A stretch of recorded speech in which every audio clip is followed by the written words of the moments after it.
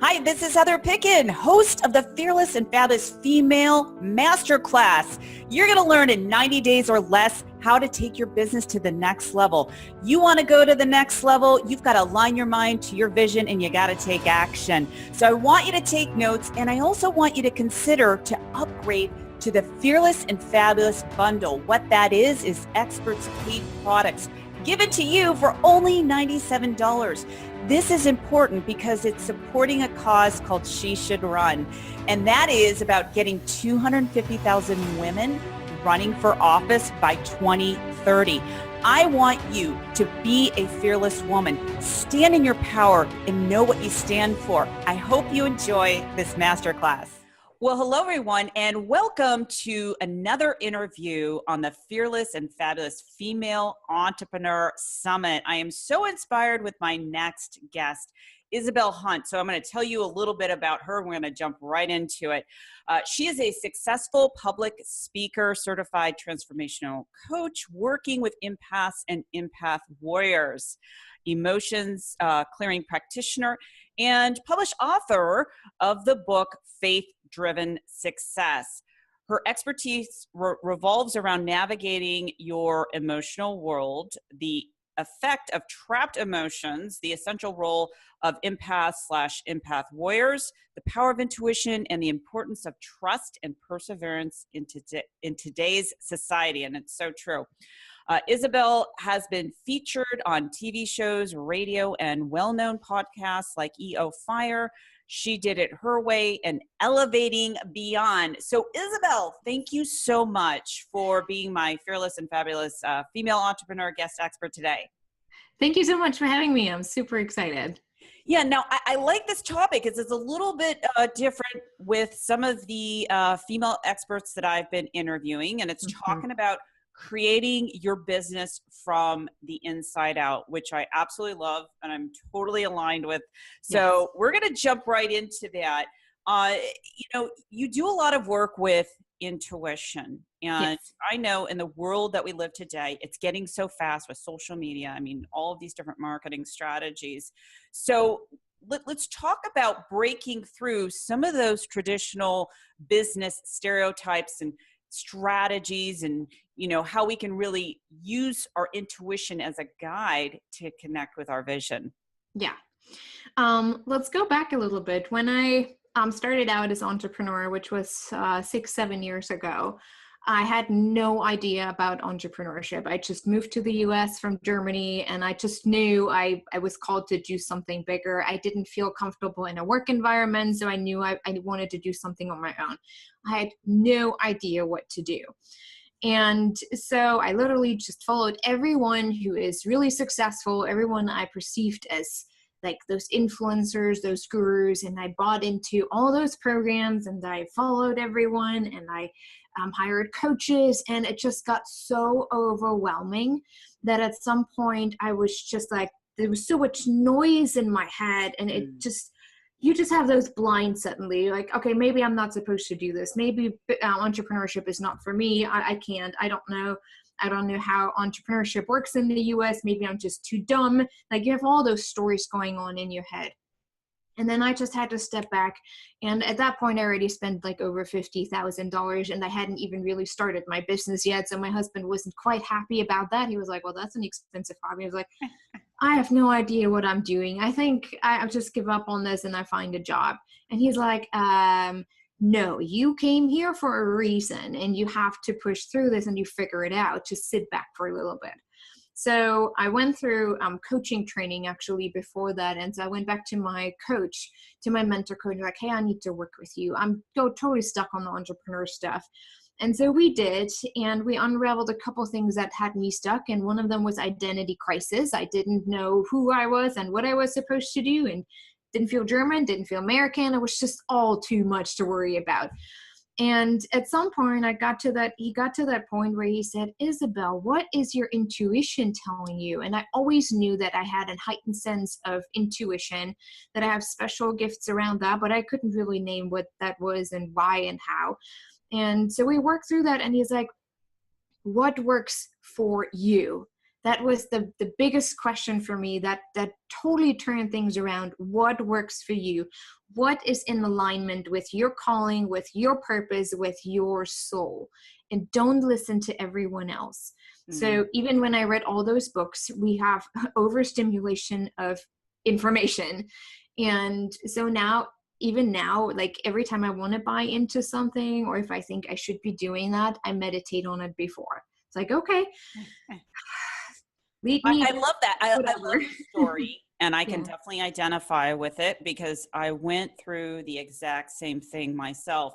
We get sucked into a world, especially with social media, where we should do this. And then we go into the comparison of, well, that person says that you have to market your business that way, therefore I should do it. And I am totally on the same page because it's not one size fits all. So I love that idea of going, within yourself, listening to your intuition, because I think a lot of times women don't trust their intuition. They don't know how to cultivate it. They really don't know who they are.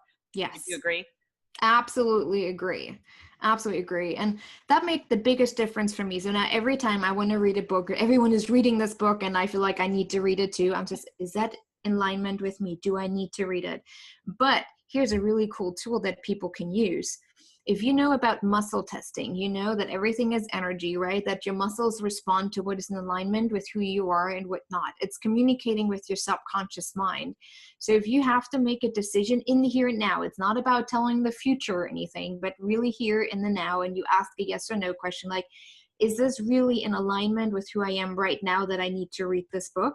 You can literally just intertwine your fingers like this and you can pull.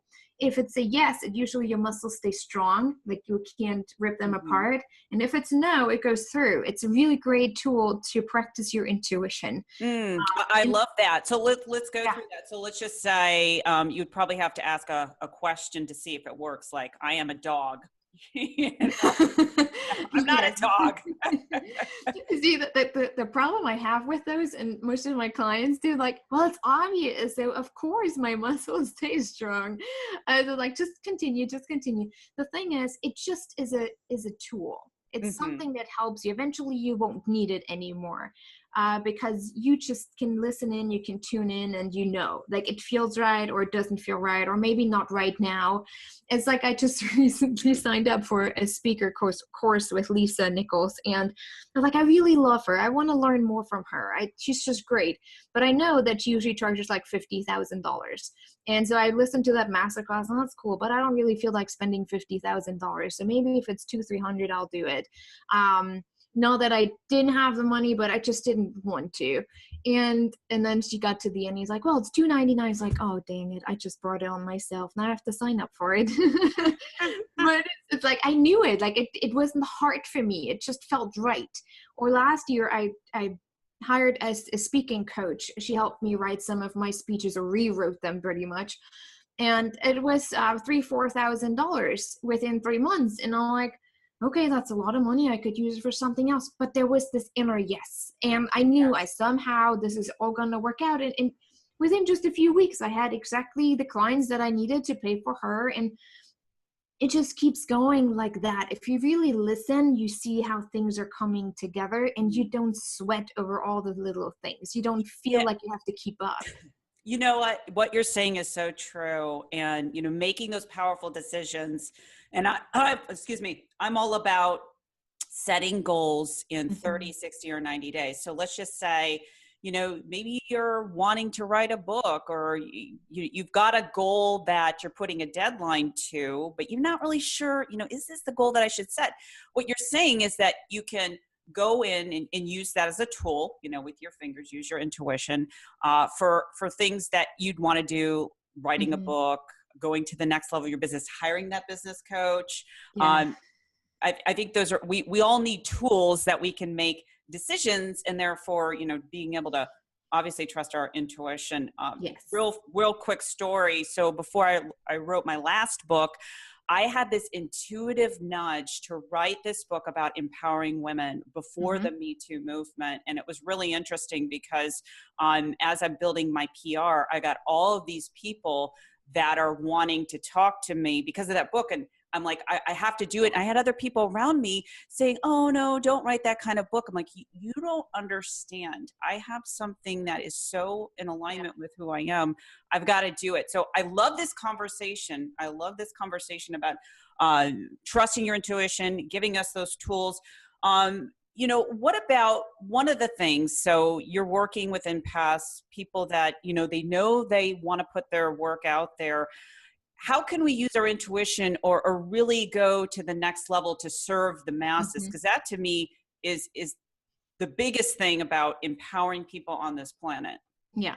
So if we have people that identify with being an empath, and those are the ones that are really highly, highly intuitive, like you're not just empathetic with people, you're literally becoming them and you take on their pain. And so over the last years, I coined that term empath, where those are the introverts within the extrovert and the other way around. And they're stuck in that introvert box because everything just becomes really overwhelming and really like too much, I'm panicking. There's too many people out there. I can't do this. I know I have this fire on my heart, but I rather ignore it than stepping out there. So what I do with people is like really understanding the introvert box first. Who are you as an empath? What are your special gifts? How can you use them? How does your heart and your brain work together to help you understand the capability of what you are capable of? And then once we have the introvert box kind of organized, it's like a home, you organize them, you put it up in your shelves, you can leave the door, you can open the door and you can step out knowing that you have the tools you need to not get overwhelmed outside and to really step into your message and taking it out into something bigger. That doesn't mean that you have to be on stage or that you have to write a book. It's very individual. But when you get to this point, you either start to have visions about something or people start to responding things to you like, hey, have you thought of this? Or I think you're really good at that. It's all about listening and seeing the signs around you to really identify that message that you have that you're supposed to get out there. It's an incredible gift to have, for one, being an empath, but it's also a heavy gift because you have to implement a lot of self-care and it goes against everything we know in our society. The bigger you play, the more you have to retrieve and rejuvenate. And often we do the opposite. Like the bigger I go, the busier I get, and then we burn out. And that's especially with women. Yeah, no, I love what you're saying. And to really kind of go within to find out what you're in alignment with. So like, let's just say if we're putting in this a framework of 90 days, do you think it's realistic to get your message out, like understand what your message is, like really clarify that? Like, what is your process? For one, it's individualized. Some people, like for me, I'm a little bit more stubborn. I try to rebel against any kind of person who tries me to tell what I'm supposed to do. And so it took me a little longer, but then I have other clients that go through it real fast. The first thing is you need to be open to change. You need to be open to growth and you need to learn. Your intuition is connected to your emotions. So one thing that is really important is to understand what each emotion is trying to tell you and how it can guide you. And yes, at that point, you can definitely do it within 90 days to create something with a bigger vision, a movement that you then can carry out. But what I have realized, especially with people that I work, is not trying to like push yourself getting out there right away. You have to kind of just sit back for a while and just really get clear on who you are, the message that you want to bring out, understanding how your body and your soul is communicating with you to use that as a guide on your path, as a toolkit, and then stepping out. If you already step out before that, you want to give up after a while because again, it's just all intermixes. You get different messages. Nothing is clear. If you are not clear, since we know everything is energy and everything is based on vibration, right? If you're not clear on what you want to send out and you're just bubbling something, it creates total confusion around your brand. Yes. I did that mistake. I literally went from financial coaching to relationship coaching to finally figuring out what I'm really here for. I mean, it was great for the journey, but I know it took me, I could have had it easier, let's say that way. That's interesting. And I think a lot of people are in that same boat. They start off with one avatar and they're like, gosh, I really want to do this. And then it's just it evolves. It's like a process that just kind of unfolds because to me, I feel it's going back to what you're most inspired and aligned to do. Now, you said a really important thing about talking about emotions and how that's important and how they can impact your business. So let's talk about that topic, how impactful they are. And I want to give you an example. So this happens, I think, a lot, especially with female entrepreneurs. They get into their emotions, or I call it a freak out state, if something doesn't happen exactly the way that they planned. So let's just say they had a big client contract, it didn't go through. Yeah. Why is it important to navigate around those emotions, and how do you do it? Well, for one, if you're in those situations, you can pretty much know if you're not aware of your emotion, you're probably going to go in your bedroom, you hide underneath your bed, pull the blanket over, put some pillows on top of it, and you don't want to come back out because you feel defeated. But sometimes, especially when we start out, or even just when we evolve in our business, we often get this panic mode. I need to get those clients. I need to make that much money. I have to create a status. And then we don't really trust ourselves with the clients that we take on and in what direction we want to go with our business. And we just like literally get attached to what we think we want, and then it doesn't work out. So when that happens, you can ride the emotional roller coaster if you want, but you can also just sit back and like, okay, what is really coming up? Where is it coming from? Do I feel stressed? Stress is not really an emotion. It's just a condition. So take a look. Is it actually anger that you didn't accomplish what you said you would? Is it fear of not maybe being able to become that entrepreneur that you want to be? Why is this so important to you that you lost this client? Why are you so emotionally attached to this one client that you just lost, for example? And for me, it has been a really amazing a journey of kind of up and downs. And I have to remind myself that our heart beats too.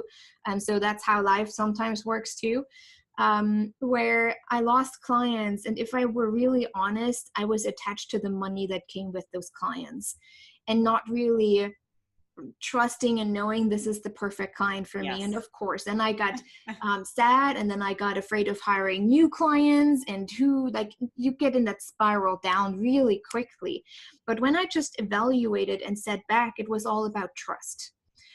When we follow and listen to our emotion, we can actually trust the direction that we're going, even if that means we sometimes have to take a detour to learn something. And that's just part of our path. But the more we trust, the more we feel internally safe and have a mindset that reflects abundance, no matter what that looks like. You're provided for with a house, with a home, you're provided for with enough food, you're provided for, your children are provided for. Like if you just have this knowing, not abundance as in tomorrow I'm going to have 1 million, just knowing that you are provided for, you will get to where you want to go much faster, because it reflects back to other people. You become more confident, and people like to work with confident people, not with desperate people. If you don't listen, you create desperation. You literally do whatever you think you need to do to get this new client, and often it gets a little embarrassing or awkward. We don't want that. We want to be powerful and fearless. And fearless doesn't necessarily mean not experiencing fear, but understanding its message and not being consumed by it and letting it stop us. Fear is all about recognition, about where did I not take the actions I was supposed to take? What is that next step for me? Where do I have to step outside of my comfort zone? So it goes back to trusting. When fear shows up, it's literally a lack of trust. Those are the opposite, like fear and trust. And you can choose. You can literally choose stepping back into the trust mode and taking the step anyway. So it's a message. It tells you, fear's like, hey, you're ready, do it. Unless you're in physical danger, that is different. That's more panic and terror that comes up.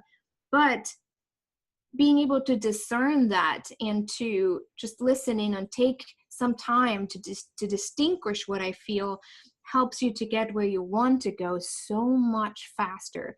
Within just the last like 2 years, I went from here to here because I learned how to trust my intuition. And that was just incredible. And you continue to grow within that. I'm still not perfect.